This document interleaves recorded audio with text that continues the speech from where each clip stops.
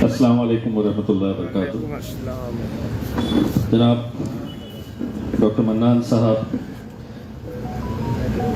जो ख़ास तौर से उत्तरला उत्तर प्रदेश से यहाँ पर आए हैं, उत्तर प्रदेश के उत्तरला के हमारे तमाम मोअज़्ज़ज़ भाइयों, बुज़ुर्गों, मजलिस इत्तेहादुल मुस्लिमीन के हमारे औरंगाबाद ज़िले के सदर समीर साजिद साहब, शहर अध्यक्ष शारिक नक्शबंदी साहब, नासिर सिद्दीकी साहब, तमाम मजलिस के ज़िम्मेदारान, मुझे जब मन्नान साहब बात कर रहे थे तो बड़ी खुशी इस बात की हो रही थी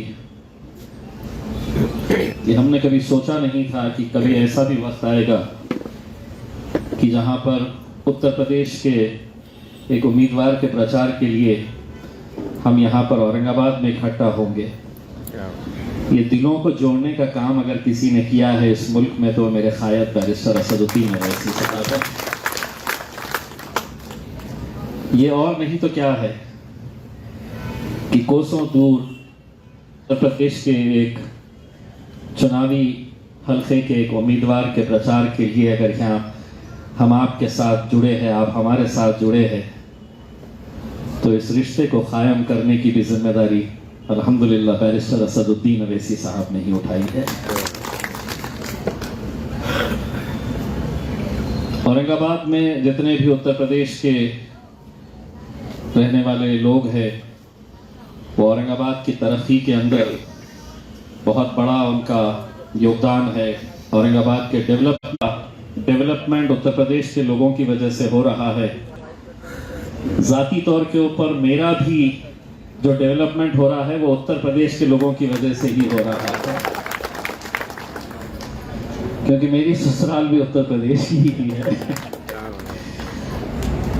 और जब ये उत्तर प्रदेश में बैरिस्टर असदुद्दीन अवैसी साहब चुनावी प्रचार के अंदर उत्तर प्रदेश में जाते हैं और हज़ारों और लाखों की तादाद के अंदर भीड़ उन्हें देखने, उन्हें सुनने के लिए आती है, तो असद साहब मुझे भी कहते हैं कि अब आप अगले जलसे के अंदर, लेकिन कहीं ना कहीं चूंकि महाराष्ट्र की भी जिम्मेदारी मेरे पास है, दिल्ली की जिम्मेदारी मेरे पास है, तो कुछ ना कुछ वजह से मैं वहां पहुंच नहीं पाता हूं। दिन कहा कि अब एक जलसे में तुमको आना है और मुझे यकीन है कि तुम जरूर आओगे। तो मैंने कहा कहाँ का है? तो बोले तुम्हारी ससुराल का है, और वो उत्तरला में डॉक्टर मन्नान साहब के लिए। अभी अगले हफ्ते 3 दिन लगातार असद साहब मुरादाबाद में है और वहां से वो 3 दिन अलग अलग जलसों में हाजिरी देंगे। हमें भी कहा गया है वहां पे आने के लिए। हम डॉक्टर मन्नान साहब को इतना यकीन दिलाना चाहते हैं कि आप यहाँ पे जितने उत्तर प्रदेश के लोग रहते हैं, आप उनकी फिक्र मत करिएगा, आप वहां पर डटे रहिएगा। इंशाल्लाह इनको सबको पहुंचाने की जिम्मेदारी हम लेंगे और ये ख्याल रखेंगे कि एक एक वोट जो है वो यहाँ सट जाए। मन्नान साहब ने एक बात बहुत अच्छी कही है और बहुत सही बात है। अगर हम सोचे कि हम अक्सर जलसे सजाते हैं, बहुत बड़ी भीड़ इकट्ठा होती है। आज जितने उत्तर प्रदेश के अगर जलसे अगर आप असदुद्दीन अवैसी साहब के देखेंगे तो हर जलसे से ये यकीन होता है कि यहाँ की सीट तो यहाँ के मुसलमान जो है, यहाँ का दलित जो है, यहाँ का पिछड़ा जो है, ये असद साहब के साथ एक ताकत बनकर खड़ा हुआ है। लेकिन क्या वजह है कि इतनी भीड़ देखने सुनने आती है, अपनी मोहब्बत का इजहार करती है, लेकिन हम अपनी क़यादत क्या वजह से हम खड़े नहीं कर पा रहे हैं? क्या वजह से हम उत्तर प्रदेश जैसे राज्य के अंदर जहां पर हमारी इतनी बड़ी आबादी है, इतनी तादाद है, वहां पर हम वहां पर अपना लोहा क्यों नहीं मनवा सक रहे हैं? आज एक मौका आया है और मैं समझता हूं कि ये मौके जिंदगी में बार बार नहीं आएंगे। आज जो मेहनत असद साहब वहां पर कर रहे हैं उसमें उनका जाती मफाद क्या है?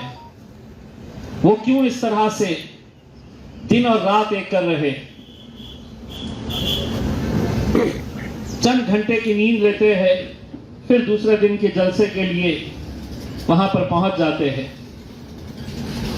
तो क्या जलसों से सिर्फ इलेक्शन जीते जाते हैं? नहीं। हकीकत यह है कि हर इंसान को यह सोचना होगा कि मेरे वोट की कीमत क्या है, मेरा वोट कितना अहम है।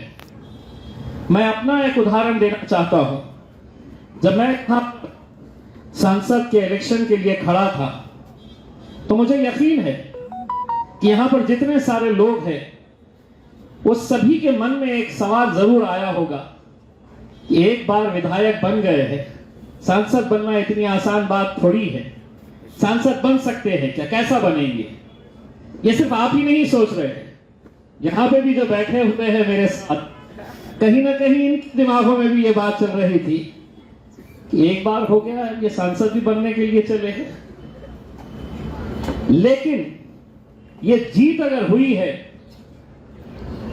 तो इसके पीछे की अगर हम छोटी छोटी वजहों को हम अगर ढूंढने की कोशिश करेंगे तो चेन्नई, जो इस मुल्क के सबसे नीचे साउथ में आने वाला मद्रास जिसे कहते थे, चेन्नई से एक साहब जो औरंगाबाद के रहने वाले हैं, वो इलेक्शन से एक दिन पहले चेन्नई से मुंबई आते हैं, क्योंकि औरंगाबाद को डायरेक्ट फ्लाइट नहीं है। चेन्नई से मुंबई पहुंचते हैं, मुंबई से वो औरंगाबाद की फ्लाइट पकड़ते हैं, सुबह पहुंचते हैं, अपना वोट डालते हैं और शाम में दोबारा उसी फ्लाइट से वापस चेन्नई चले जाते हैं। उत्तर प्रदेश के अलीगढ़ के औरंगाबाद के रहने वाले दो नौजवान लड़के जो वहां पर नौकरी कर रहे, वो ट्रेन पकड़कर 2 दिन पहले निकलते हैं सिर्फ इसलिए कि मुझे औरंगाबाद जाना है और मेरा वोट वहां पर इम्तियाज जलील को डालना है। क्या बात। ये जज्बे के साथ जब हम पूरी ईमानदारी के साथ ये सोचे कि नहीं साहब, अब मुझे अकेला मेरा ही वोट है जिसकी बुनियाद के ऊपर मेरे ही वोट के जरिए जीत और हार का फैसला होगा, ये अगर हम सब ने अगर सोच लिया, वरना हमारी सोच कैसी है। और खास तौर से मैं हमारे मुसलमान भाइयों के बारे में बताना चाहता हूं। इलेक्शन का दिन, छुट्टी है, तो चलिए आराम कर लिया जाए। इतने सारे तो लोग जा रहे हैं वोट डालने के लिए, मेरा एक वोट नहीं पड़ा तो क्या होगा? मैं अगर वोट डालने के लिए नहीं गया तो क्या होगा? लेकिन एक एक वोट की कीमत होती है और वही वोट तय करता है कि जीत और हार किसके हक में होने वाली है। यहां पर मन्नान साहब ने मुझे बताया है कि तकरीबन 8 से 10 हजार उसी इलाके के रहने वाले लोग औरंगाबाद जिले के अंदर रहते हैं। बहुत बड़ी तादाद है। अगर यह सिर्फ औरंगाबाद के लोगों ने ही तय कर लिया है कि हम घर के एक एक शख्स को, हमारी मां को, हमारी बीवी को, हमारे बच्चों को, हमारे भाई को, हमारे अब्बा को, हम सबको लेकर जाएंगे, तो मन्नान साहब, आपकी जीत का जो आंकड़ा रहेगा उसमें ये 10,000 वोट आप सिर्फ औरंगाबाद के लिख लेना उसमें, क्योंकि यहां के तमाम लोग आपके लिए इंशाल्लाह जरूर आएंगे। आज ये मुल्क के हालात कैसे हैं आप अच्छी तरह से जानते हैं। ये महज कोई एक ऐसा मामूली इलेक्शन नहीं है कि जहां पर इलेक्शन आते हैं कोई जीतता है कोई हारता है।